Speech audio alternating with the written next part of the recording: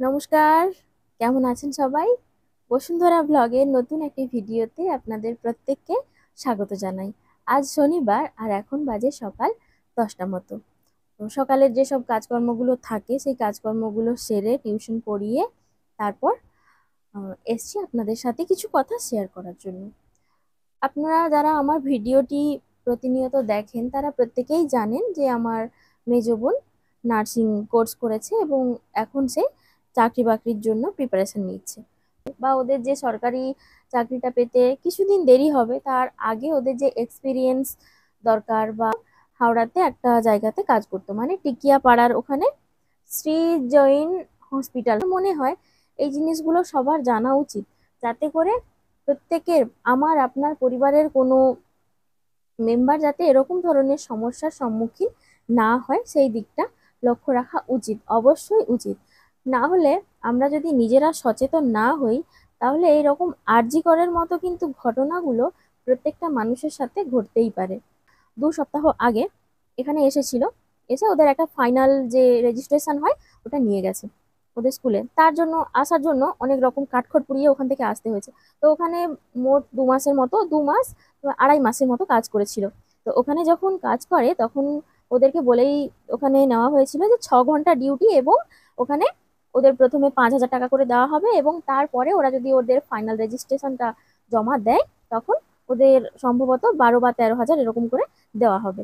একটা final certificate ওদের ওখান থেকে আনতে আসার কথা ছিল। এখান থেকে যেহেতু 4 জন গিয়েছিল এবং ওই স্কুলে, মানে ওদের ওই তমলুক হসপিটালে ওখান থেকে যেহেতু কোর্স করেছে, তো একসঙ্গেই নিশ্চয়ই সবকিছু দেওয়া হবে, তাই একসঙ্গে ছুটিটাই লাগবে। এবার ডিউটি সেরকম যখন ওরা বললো যে ওরা একসঙ্গে আসতে চায় বা কিছু, তখন ওদেরকে না সেরকম ভাবে ডিউটি দেওয়া হলো যাতে করে ওরা আসতে বাধা পায়, বা ওখান থেকে ছুটি সেরকম ভাবে না দিতে চাইতো না। তো এই সমস্যাগুলোর সম্মুখীন হতে হয়েছে, কাউকে নাইট করে এসে 8টার সময় রুমে ঢুকে তারপরে 9টার মধ্যে রেডি হয়ে বেরিয়ে আসতে হয়েছে। ওরা শুনেছে ওখানে থাকা যে দিদিরা ওদের কাছ থেকে যে এই সার্টিফিকেটটা, মানে এই যে রেজিস্ট্রেশন নাম্বারটা, ওখানে যার রেজিস্ট্রেশন সে থাকুক বা না থাকুক, ওরা যদি রেজিস্ট্রেশনটা একবার পেয়ে যায় তাহলে কিন্তু এই রেজিস্ট্রেশনটা দিয়ে ওরা অনেক রকমের কার্যকলাপ করতে পারে। ছুটি তো একেবারেই দিতে চাইতো না, তার উপরে 6 ঘন্টা করে ডিউটির জায়গায় ওরা 12 ঘন্টা বা তারও বেশি এরকমই দিয়ে দিত। তো যাই হোক, এবার ওখান থেকে যদি কেউ ডিউটি রয়েছে হয়তো তার, কিন্তু তারা সেখান থেকে ছুটি দিয়ে দিল, সেটা আবার তার অ্যাবসেন্টের মধ্যে ফেলে দিল। মানে ছুটি মানে তারা ছুটি দিয়েছে কিন্তু সে আপনাদেরকেই অ্যাবসেন্ট হিসেবে ধরবে, তো সেখান থেকে আবার মাইনা কাটা যাবে। এরকম করে মনে হয় প্রথম মাসে আমার বোনের 1950 টাকা বা এরকম কিছু একটা ঢুকেছিল অ্যাকাউন্টে। তো যাই হোক, পরের বারে আবার 4,000 টাকার মতো ঢুকেছিল। এইবার ওরা ওখানেরই মেয়েদের কাছ থেকে শুনেছে যে এর আগে ওরকম সরকারি ভাবে যারা কোর্স করেছে তাদের টাকা বাড়াবে বলে ওখানে ঢুকিয়ে নিয়েছিল, কিন্তু তারপরে আর টাকা বাড়ায়নি। বা তারা রেজিস্ট্রেশন জমা দিতে যখন যাবে বা রেজিস্ট্রেশনটা আসার পর যখন জিজ্ঞাসা করলো টাকা বাড়াবে কিনা, এক কথা যে না, তাদের টাকা বাড়ানো হবে না বা কিছু এরকম বলায় তারা ওখান থেকে চলে এসেছে। তো যে কারণে ওরা রেজিস্ট্রেশনের যে একটা ভয় রয়েছে যে রেজিস্ট্রেশন নিয়ে কি করবে না করবে, রেজিস্ট্রেশনটা জমা না দিয়ে ওরা ফার্স্টে জিজ্ঞাসা করতে গেছে ওদের কি HR ম্যাম থাকে বা কিছু, যাই হোক জিজ্ঞাসা করতে গেছে। তো জিজ্ঞাসা করতে যাওয়ায় উনি হয়তো সম্ভবত কোনো কারণে খেঁচেছিলেন ওই দিন, বা ওনার বরেটারের সঙ্গে হয়তো ঝগড়া টগড়া ছিল বা কারোর সাথে হয়তো ঝগড়া টগড়া ছিল, উনি খেঁচেছিলেন ওই দিন। এইবার ওরা যে গেছে একজন একজন করে ঢুকতে হয়। এবার আমার বোন বরাবরই একটু সাহসী, ও ফার্স্টে গেছে, যে ও জিজ্ঞাসা করছে ম্যাম আমাদের কি টাকা বাড়ানো হবে, তাহলে আমরা রেজিস্ট্রেশনটা জমা দেবো। তো ওরা 4 জন মিলে আলোচনা করেই গেছে যে জিজ্ঞাসা করবো, যদি বাড়ায় তাহলে থাকবো, না হলে এখানে থাকবো না। তো রীতিমতো সে জিজ্ঞাসা করলো। তো ম্যাম খেঁচে গিয়ে বললো, কেন, আমি যদি টাকা না বাড়াই তোমরা কি তাহলে রেজিস্ট্রেশন জমা দেবে না? তোমরা জমা দাও, আমার কাছে তোমরা কৃতজ্ঞ থাকো যে আমি তোমাদের কাজ দিয়েছি, হ্যান ত্যান অনেক রকম বললো। তো ওরকম বলায় এক কথা জানিয়েই দিল যে আমি দেবও না আর তোমাদের আমি জমাও নেব না। তো এটার একটা অডিও ক্লিপও আমার কাছে আছে। তো আমি এই জিনিসগুলোতে আমার খুব ভয় যে এরকম কারোর সাথে বাইরে গিয়ে গন্ডগোলে জড়িয়ে পড়া, বা এই কারোর সত্যিটা জেনে ফেলা হ্যানা তেনা, এই জিনিসগুলোতে একটু ভয়। কারণ বাইরে রেখে পড়াশোনা করানোটা তো এখনকার দিনে খুব একটা সেফটি না। তো বোনকে আমি বলেই দিয়েছিলাম যে যা কিছু হবে মোবাইলটা থাকে তো কাছে, মোবাইলে রেকর্ড করে রাখবি। তো যেমন কথা তেমন কাজ, রেকর্ড করাও আছে আমার কাছে, যদি পরে সম্ভব হয় ওটা কাজে লাগবে। তো তারপরে হচ্ছে জানিয়ে দিল যে সে জমাও নেবে না বা সে টাকাও বাড়াবে না, তাতে তোমাদের পোষালে থাকো, না হলে চলে যাও। তো রীতিমতো ওরা ওখান থেকে চলে এসেছে, ভালো মতোই অপমান করেছে বোনকে। আমার বোনেরও মাথা, মানে তার টাকাটা আছে, সেও গেছে খেয়েছে। তারপরে ওখান থেকে ফেরত এসে রুমে সবাই মিলে আলোচনা করলো যে এরকম এরকম ব্যাপার বলেছে। তো বলছে যে তোমরা কি 4 জন মিলে আন্দোলন করতে এসেছো যে টাকা যদি বাড়াই তাহলে তোমরা রেজিস্ট্রেশন জমা দেবে, না হলে না, এরকম করে বলাতে ওরা মোটামুটি ভাবে আর জমা টমা দেওয়ার কথা মাথায় না নিয়ে বলছে যে আমরা রিজাইন দিয়ে দেবো। তো বলে ওরা রীতিমতো লিখে টিখে নিয়ে গেছে। তো ম্যামকে গিয়ে পরের দিন নয়, ওই দিন বিকেলে ম্যামকে গিয়ে আহ, দিল। তো দিতে বলছে যে না, তোমাদের তো যখন তোমরা এগ্রিমেন্ট সাইন করো তখন ওখানে আছে যে তোমরা তো 1 মাসের নোটিশে তারপরে তোমরা ছাড়তে পারবে, মানে 1 মাস আগে থেকে বলে তারপরে তোমরা ছাড়তে পারবে, না হলে সে নেবে না। তাতে যদি তোমরা চলে আসতে চাও তাহলে তোমরা যেই 15 দিন ডিউটি করেছো টাকা টাকা কাটা যাবে। তো রীতিমতো বোন বলছে আমার টাকা পয়সার কোনো দরকার নেই, আমি থাকবোই না এখানে। তো বোন বলে দিল। তারপরে বলছে যে কেন, তোমাদের তো এরকম এরকম কথা ছিল যে হুটহাট করে আসা যাবে না। বলছে কথা তো অনেক রকমই ছিল, না কি ছিল যে মানা হয়নি, ওখানে ম্যাম বললো।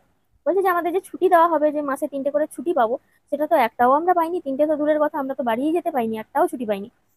যখন বললো তখন বলছে যে কি এত বড় বড় কথা, আমার মুখের ওপর কথা, হ্যাঁ না ত্যানা এরকম করে তো তাকে অনেক কিছু বলে দিল।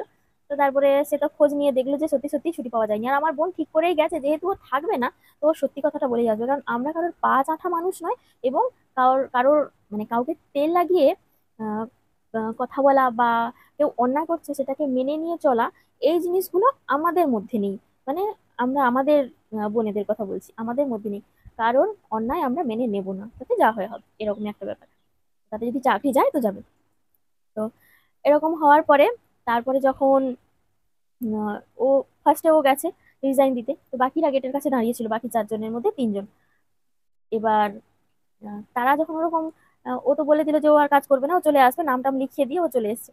তারপরে পরবর্তী আরেকজন গেছে, আমি নামটাম বলবো না, পরবর্তী আরেকজন গেছে সে যেতে। এবার আপনি কথাটা শুধু মনোযোগ দিয়ে শুনুন, মানে ম্যাডামটা কতটা বিকৃত মাইন্ডের ম্যাডাম, ভাবুন। সে তাকে বলছে যে কোথায় তোমরা এসে আমাকে প্রণাম করবে, প্রথমে আমাকে বলবে যে ম্যাম আমি কৃতজ্ঞ আপনার কাছে যে আমাদেরকে আপনি চাকরি দিয়েছেন, আমাদেরকে ডেকে এনে চাকরি দিয়েছেন, তো আপনার কাছে কৃতজ্ঞ, আমাকে প্রণাম করবেন। তো সে হুট করে ধপাস করে একটা প্রণাম ঠুকে নিল, যা বললো ম্যাডাম। ঠিক আছে, মানে আমি ভাবছি যে একটা মানুষ কতটা বিকৃত মস্তিষ্কের হলে এরকম বলতে পারে। সে নিজে প্রণামটা কি কাউকে নিজের থেকে চেয়ে নিতে হয়? প্রণামটা তো একটা ব্যাপার যেটা আপনা আপনি ভাবে চলে আসে একটা মানুষের প্রতি শ্রদ্ধা এবং ভক্তি থাকলে। সে নিজের থেকে চেয়ে নিচ্ছে যে তাকে প্রণাম করতে হবে, তাহলে সে তাদের টাকা বাড়ানোর কথা ভাববে, বা তাকে একটু অনুরোধ করতে হবে, তেল মাখাতে হবে। তো এরকমই একটা ব্যাপার থাকলে তাহলে সে হয়তো ভেবে দেখবে। তো যাই হোক, তারপরে বললো যে তোমরা থাকো, জমা দাও, আমি ভেবে দেখছি বা কিছু, এটা তো প্রথমে বলে দিলেই ঝামেলা মিটে যেত। তো আমার বোন একেবারে স্ট্রাইক করে নিয়েছে যে আমি থাকবো না। তো জানি না ওর মনে কি ঢুকেছিল যে হয়তো সত্যি বাড়াবে না। তো তারপরে বাড়ির লোকজন তোকে বললো যে সবাই যেহেতু থাকবে তুই কেন থাকবি না, হেনা তেনা করে তো সবাই মিলেই বোঝালো। তো তারপরে 2 দিন পরে দেখা গেল আমার বোনকে তো সেদিন থেকে আর ডিউটি দেয়নি, ওখানেই বসেছিল, বলেছিল যে ওকে 2-4 দিন পরে ডিউটি দেবে, তো ওখানেই ও ছিল রুমের মধ্যে। তারপর যখন 2-4 দিন পরে সবাইকে একসঙ্গে ওদের আবার ডাকলো ম্যাম, ডেকে বললো তোমাদের 1 মাস কাজ করার পরে তোমরা চলে যাবে, মানে তোমাদের আর কিছু জমাও দিতে হবে না, তোমাদের বাড়াবো না, তোমরা 1 মাস কাজ করে চলে যাবে। আর ওই 1 মাস কাজ করাটা ওটা কিন্তু প্রচুর ডিফিকাল্ট ব্যাপার। মানে ওই 1 মাস একেবারে উম, কি বলা যায়, একেবারে উবরা উবরি উবরা উবরি করে ওদের খাটিয়ে শেষ করে ফেলবে। তো যাই হোক, যে কারণে ওরা একেবারে জিনিসপত্র প্যাকিং করলো, এবং বাপি সঙ্গে সঙ্গে 2:30 নাগাদ, মানে 12টা 12:30 নাগাদ ওদের বলেছে, 2:30 নাগাদ গিয়ে বাপি ওকে নিয়ে চলে এসেছে। তো এই হচ্ছে একটা ব্যাপার। তো এই জিনিসগুলো যদি কেউ প্রতিবাদ করতে যায় বা কিছু, বা সে যেহেতু বলে ফেলেছে যে ছুটি দেওয়া হয়নি, সেটাও তো বলে তাদের ঢোকানো হয়েছিল যে তারা ছুটি পাবে, বা তারা যখন তাদের স্কুলে যাবে সরকারি জিনিসপত্র আনতে তখন তাদের ছুটি দেওয়া হবে, সেটাও তো দেওয়া হচ্ছে না, বরং তারা যাতে আসতে না পারে সেরকমই কিছু ব্যবস্থা, তাদের ট্র্যাপে ফেলা, এই জিনিসগুলো এগুলো। এবার হয়তো ওখানে অতটা কোনো বাড়াবাড়ি হয়নি, কিন্তু এই জিনিসগুলো আস্তে আস্তে করে বেড়ে বেড়ে গিয়েই কিন্তু আরজি করের মতো ঘটনার সৃষ্টি হতে পারে। তো আহ এটাও বলেছে ওদের যে আমি দেখে নেব তোমাদের ওই তমলুক ডিভিশনের বা তোমাদের ওই তমলুক হসপিটালের কোনো মেয়েকেই আর পরের বছর থেকে আর ওখানে নেব না। তো তোমরা আমার সাথে এত খারাপ ব্যবহার করলো, এই যে তাকে প্রণাম করা হয়নি বা তাকে একটু তেল লাগানো হয়নি, মানে কতটা বিকৃত মস্তিষ্কের মানুষ হলে এরকম হয়। তা ওই শ্রী জৈন হসপিটালে যদি কারোর এবারে যদি কেউ থেকে থাকে, বা কাউকে যদি পাঠাবেন ভেবে থাকছেন, বা কারোর বাড়িতে যদি নার্সিং স্টুডেন্ট থেকে থাকে, কোথায় পাঠাবেন কি কথাগুলো আগে থেকে গার্ডিয়ানরা জেনে নিয়ে পাঠাবেন। অবশ্যই কিন্তু সবকিছু ডিটেলসে জেনে নিয়ে তারপরে বাচ্চাকে পাঠাবেন, না হলে এরকমই প্রবলেমে কিন্তু পড়তেই হবে। চলুন, অনেক গল্প হলো।